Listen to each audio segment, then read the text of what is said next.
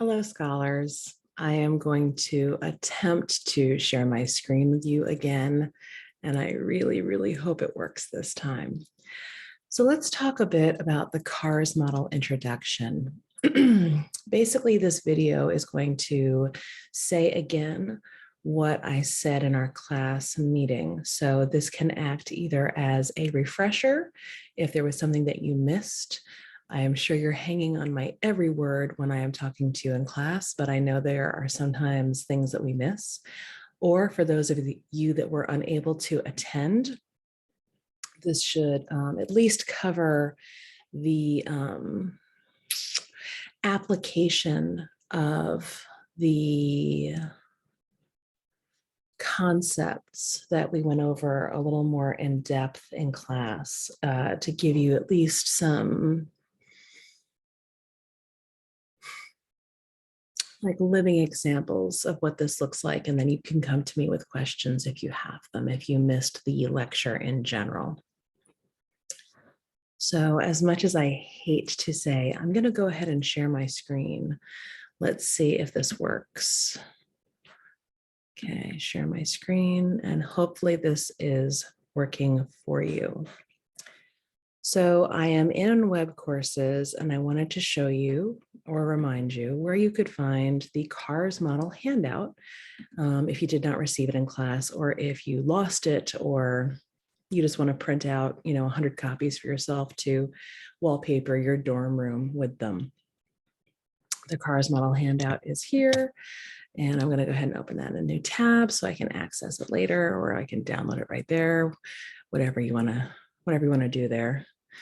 I'm going to go back to our week 10 module, and I'm going to go into the practice quiz, and we're going to talk about the Samayoa article.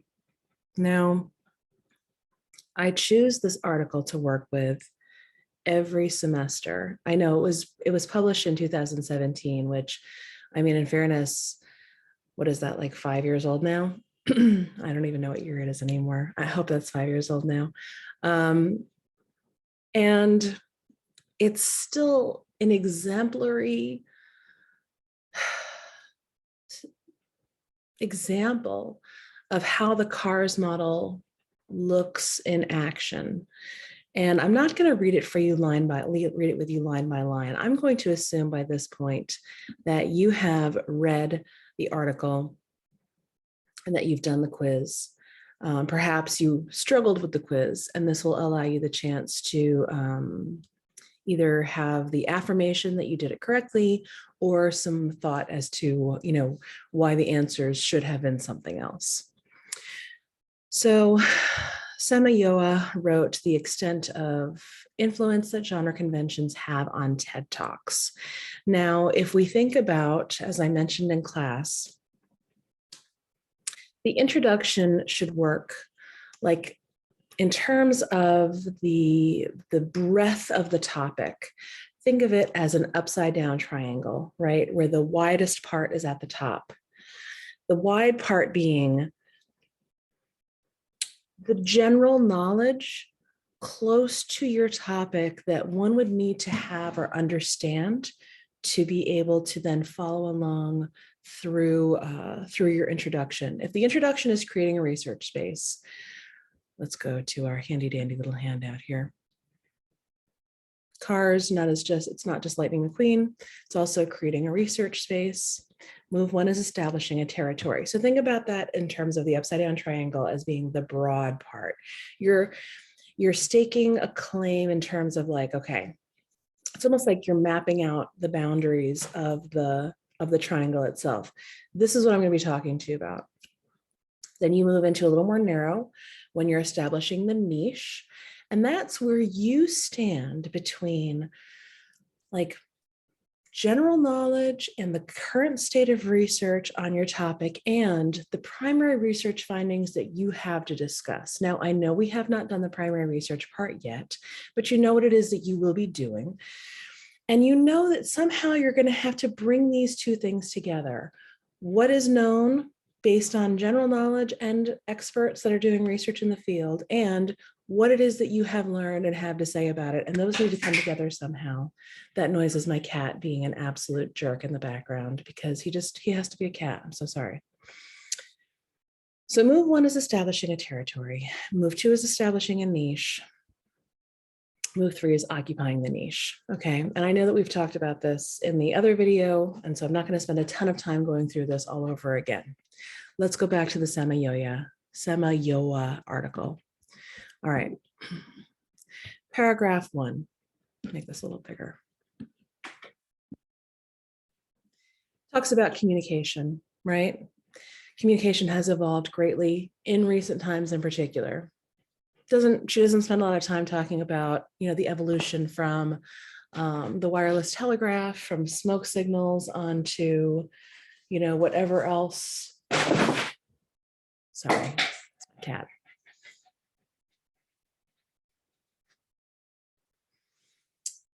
She doesn't talk about smoke signals to carrier pigeons to wireless telegraphs to telephones to, she doesn't go from the start of time. She's like, communication in general has evolved greatly. We think about like how old the fax machine seems now. Most of you don't even know what a fax machine is probably. Maybe you've seen one in movies or a handwritten letter versus like the internet, and that leap. She does a good job of this is like an overview of communication, in particular videos, right? She starts out with communication, how it's become digitized, and she ends with videos and what videos do and how they help us as a learning tool. She like kind of brings us there through this idea of communication evolving. So really, and I, again, strongly encourage you, don't just rely on this page 1 to give you all the information. Look at the subsequent pages because they have a lot of more supportive details that will help you in these moves. But if page 1, you have establishing a territory, you can either make centrality claims and or make topic generalizations and or reviewing items of previous research. I noticed those and or, so you don't have to do both, right? Make a centrality claim and make topic generalizations, because she's spending all this time talking about the current state or the current knowledge of communication. This would be move 1, step 2. She's making topic generalizations because she's making statements concerning the current state of knowledge about her particular subject in a general sense, okay? Moving on to paragraph 2, right here. Oh, that didn't work. Let's try that. Okay, so she pivots, right? From communication to one of the most influential sites that offers new information delivered in video form is the TED Talk site. And she goes on to explain what TED Talk is based on terminology and definitions provided by the TED website itself, okay? So what is she doing there? She is in fact continuing and doing move 1, step 2 again. Now, spoiler alert or reminder, you can use moves more than once. They should go in order. So you should never see move 1, step 2, then step 1, then step 3, then move 2, step 1, then move 1, step 3 again. Like they should go in order. First should be move 1, and then those steps should be in order, then move 2, then move 3. But you can repeat in some instances some of those steps. So you've got topic generalizations for paragraph 2, because she's describing more the description of the phenomena, which is the TED Talk videos. Moving on to the next paragraph, paragraph 3. Because of their increased popularity and success in sharing knowledge and ideas on a vast amount of fields and topics, many people have dedicated studies to find out more about the way TED Talks work. These studies, however, are usually focused towards the talk's rhetorical structure and often focus on identifying factors that would be of use in imparting knowledge to students in today's school classrooms. Keith Grant Davies defines rhetoric, etc. Chang and Huang in their research identify the rhetorical and linguistic nature of TED Talks, etc. She goes on the next page to just talk about TED speakers, rhetorical moves, etc. So now, because she has begun to talk about what other researchers are discussing in relation to her topic, we have obviously moved into step 3, reviewing items of previous research. So paragraph 3 is move 1, step 3, and it's because she has brought in those outside sources. Now, I would like to draw to your attention how adeptly she takes what could feel like a hurdle and turns it into like not even a positive, but just kind of a given. Okay. So if you think about this, she says that, you know, a lot of people are talking about TED Talks. However, these studies are usually focused towards the talk's rhetorical structure, and they often focus on the use of imparting knowledge to students in today's schools classrooms. Now, to me, that says, when I looked for sources in the library databases or wherever she looked for sources, she found a lot of people that were talking about TED in a very specific way, like TED Talks as educational tools. Instead of getting discouraged by that and being like, well, I want to talk about TED Talks as genre, and all these people are saying is TED Talks as educational tools, that doesn't help me. No, that's okay. It's okay when we find sources that are adjacent to our topic and not just about our topic specifically. And this is a great example of that. She has realized that, hey, there's these sources that are all talking about TED as an educational tool, and this is what they have to say, right? It's not that my wanting to discuss TED as a genre isn't of significance or isn't worth talking about, or the fact that no one else is mentioning anything about it is a problem. But hey, I'm going to start to show you, I'm organizing my sources by shared, like, common trait. One of those common traits is this idea of the rhetorical structure and the focus on how that would work in a classroom setting.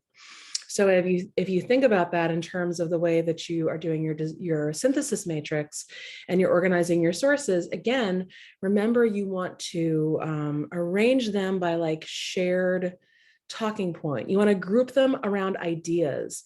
And sometimes, you know, your sources, maybe one source is only going to have like one shared idea, and the other ones will have a few shared ideas. And maybe, you know, maybe all the ideas that you've gathered from your sources won't be applicable, and that's okay. It's like, what are the groupings? What do we see that they're talking about that we can share, and make those into like the existing conversation around my particular topic. Okay, so next paragraph, paragraph 4, she goes on. One of them, rhetorical moves, that is commonly featured in TED Talks, is identified by researcher Josepina Scotto de Carlo in her research, et cetera, et cetera. She goes on to explain what pathos is, defined by Braziller and Kleinfeld, and then further along. So again, this is going to be move 1, step 3, because she's still reviewing the items of previous research. She's explaining what other people have had to say. Next paragraph, paragraph 5, she goes on.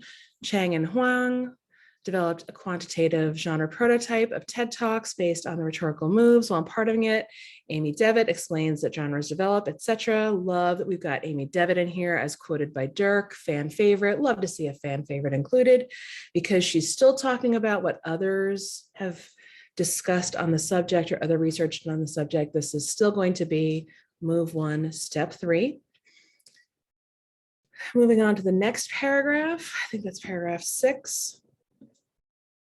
Even though, okay, look at this language. Even though several TED Talks have been deeply analyzed before, the qualitative information regarding the genre of the TED Talk and the genre conventions, rules, and characteristics that all pieces of writing have in common to be able to be considered as part of the genre and which define the genre are lacking. More specifically, there has been insufficient research that addresses the individual differences between each TED Talk. That should scream out to you. Move 2. Excuse me. Hang on, water.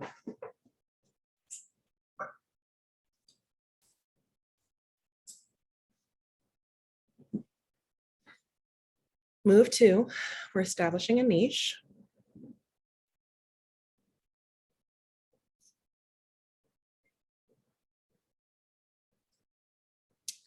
And she's counterclaiming. And you can see that.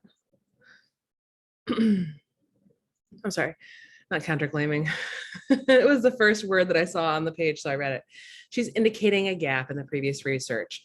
So she's basically saying all this research in this one particular vein of discussion on TED Talks has been done. However, no one is talking about this one particular thing. So she's indicating a gap. Now, most of you will either indicate a gap or continue a tradition, and that's fine. Like raising a question typically doesn't happen as much, and counterclaiming doesn't happen as much. Not for any reason other than just the nature of the work we do, and that's okay. So don't let that dissuade you if you feel like your research is going to fit into one of those particular niches, but I'm just letting you know that that's typically what we find in the work that we do in our class. So for that one, it would be move to step 1B, indicating a gap, because she's explaining that while this particular body of knowledge exists, no one is talking about this one particular part of the genres of TED Talks. Okay. So the next paragraph. I believe this is paragraph 7. Yeah, because this last one's 8. Okay. This paper searches for the extent of the influence of the genre conventions in present in TED Talks, as well as rhetorical moves. My research will focus on the following questions: how do different genre conventions and characteristics work and have worked, etc.? How do TED Talk presenters personalize, etc.? I answer these questions by analyzing interviews and podcasts with presenters and members of the TED nonprofit, performing a case study on different successful TED Talks, and engaging in observation and genre analysis of the structure of TED Talks. That, ladies and gentlemen, is a perfect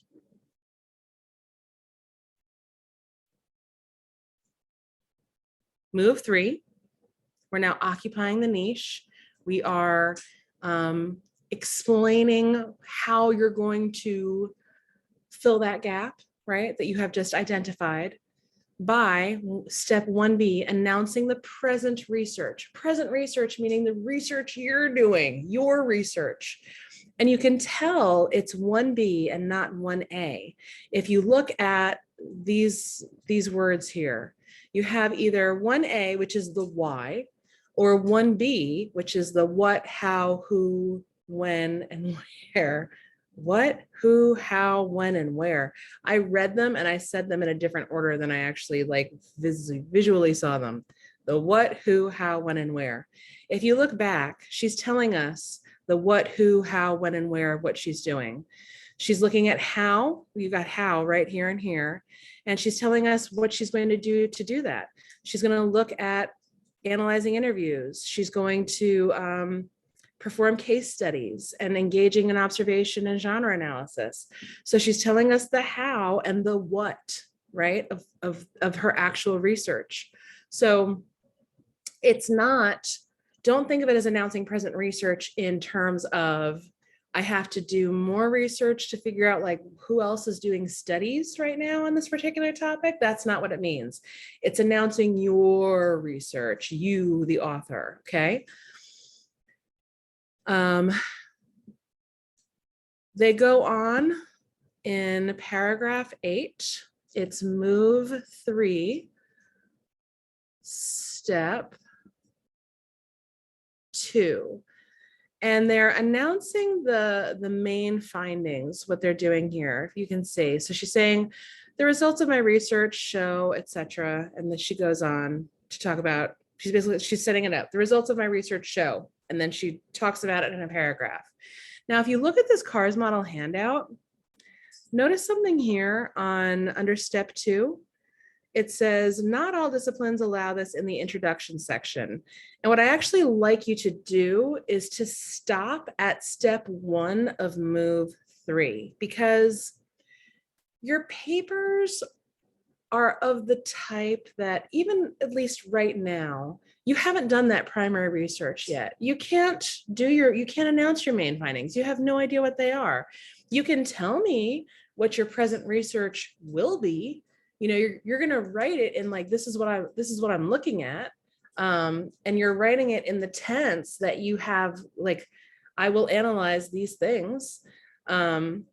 And let me, like, you can tell us what your plan is to find the answers to either continued tradition, counterclaim, raise questions, or indicate a gap, or whatever it may be for move 2. But at this point, that's really all you need to be worried about. And so I know I said this multiple times, and I want to make sure that I say it again one more time for the cheap seats in the back. And I want to make sure I keep saying make sure. So you see how this page, it represents the CARS model in terms of those moves as each of them having like equal space, right? Your move 1 establishes a territory. Move 2 establishes a niche. Move 3 occupies the niche. And I don't want that visual to make you think that the actual writing of the CARS model introduction is equal in terms of how much goes into each of those sections. If you'll go back with me, humor me for a moment, look at Samayoya, okay? So let's see, here we have move 1, step 2 is this much of the paper, right? Then we have move 1, step 3 is here. Oh, let's see, let me highlight it. So the bottom of that of page 1, then pretty much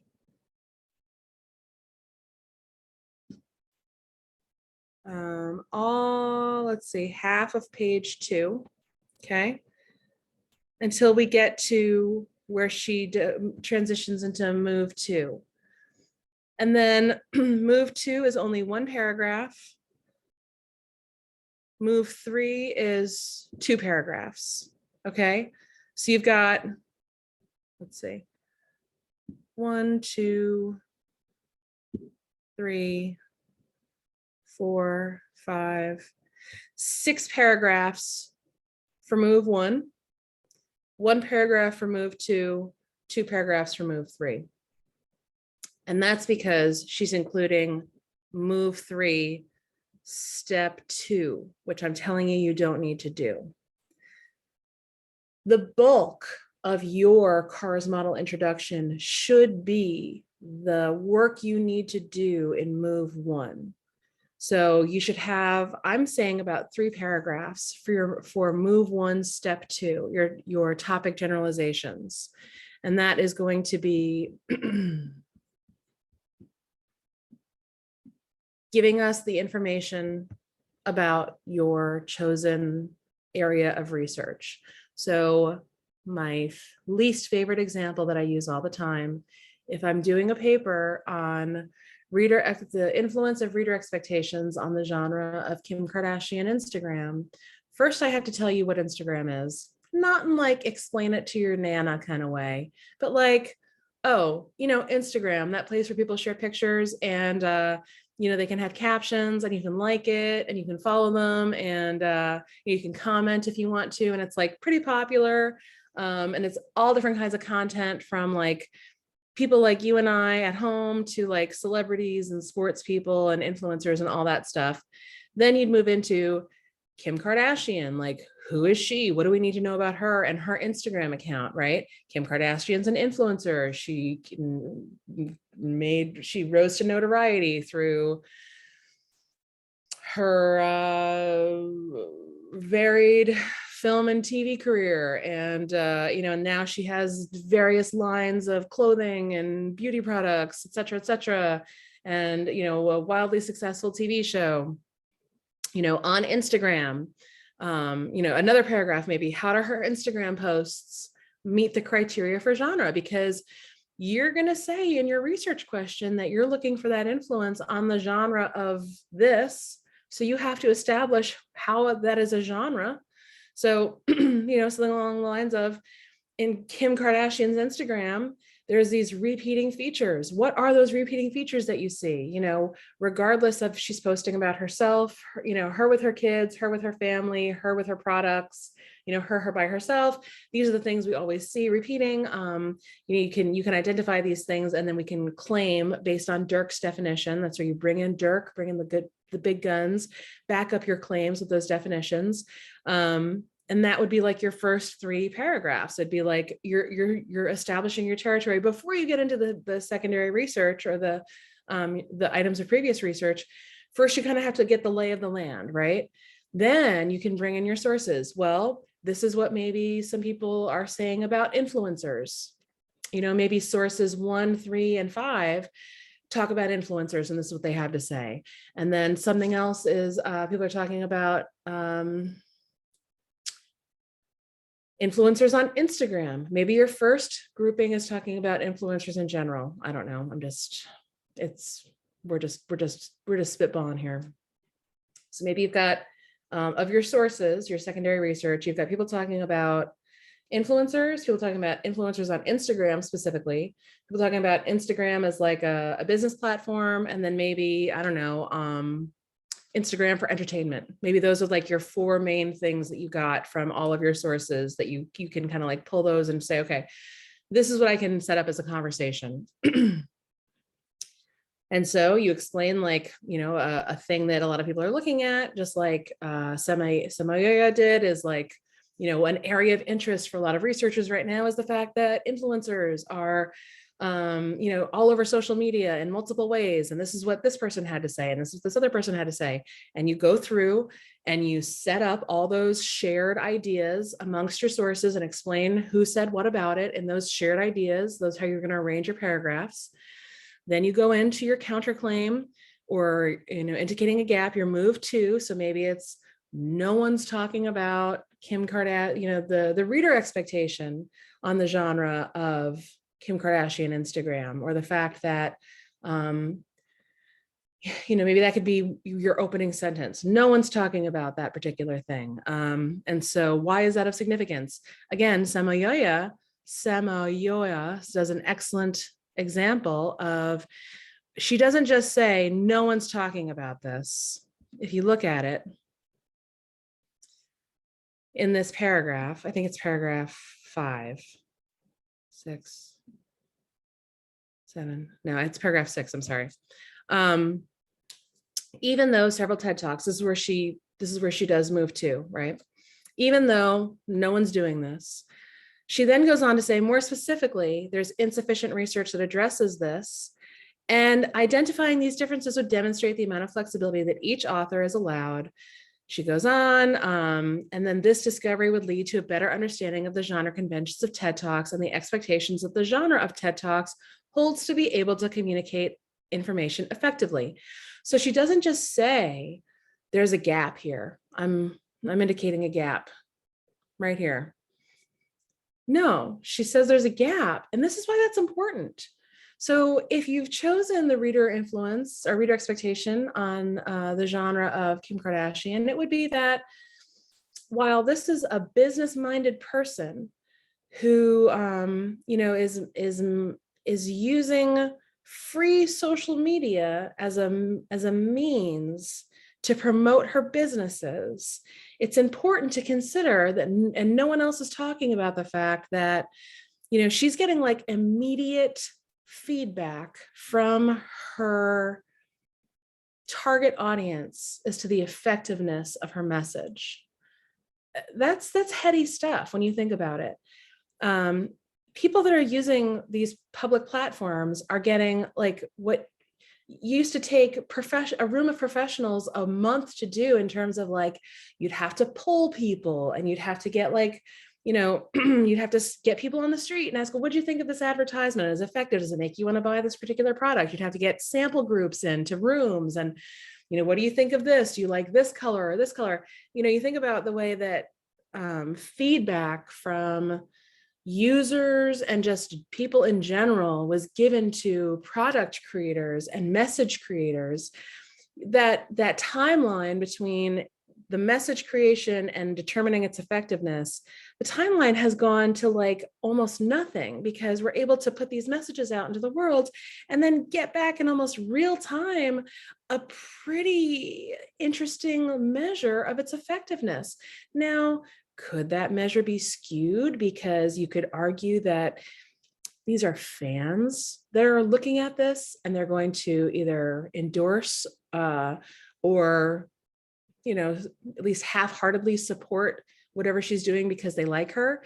You could very much say also there's a very specific faction of that group that is on there to probably hate, right? Like with all the lovers, there's also the haters online. So there's this new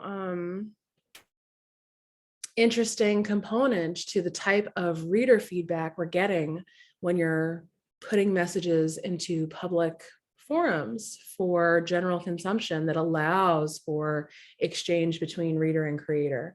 And all of this is to say, like, these are things that you can think about and mention in that move to. Like, it's not just there's a gap, but like, why might this be interesting to know more about? Why might we want to know what the reader expectation is on the influence? And maybe your take on it isn't as, I don't know, isn't considering it the way I am. Maybe it's just, it's interesting to see how content is malleable by the forces that, you know, are external to the content creators, and whether that's social influence or monetary influence or societal, not societal norms, it's reader, social, monetary, or institutional norms, you know, whatever those are, like, there's something to the fact that we can look at those things and get a better understanding of the message. So that's what I'm getting at. You can touch on that idea in the rest of that paragraph. It's not just no one's talking about it, or I'm going to keep talking about what others have said. It's also like the bigger, like, why is that as of significance? So that's what you're looking to add into your move 2. Okay. And then move 3 is going to be just simply your question. That's where you're looking for the influence of reader expectation on the genre of Kim Kardashian. I know I said that was in, I think I talked about it in move 2 a fair bit, but I was like using it as the force behind what it is that you want to say in move 2. Whereas in move 3, that's your question. You're looking for this particular force that's shaping the genre of blank. And you're planning to look at, I'm going to look at, you know, multiple posts over a period of time that are focusing on whatever features that you're looking for, to gauge, you know, both likes and comments or shares or whatever it is that you're going to be looking at that you and I talked about in our individual conferences. So I think I've covered everything. But of course, I'm always here to answer your questions. So, you know,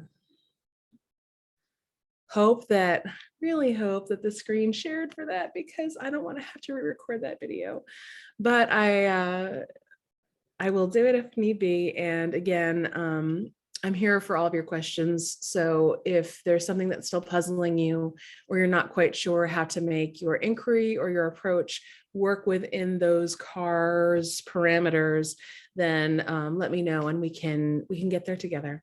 All right, happy writing.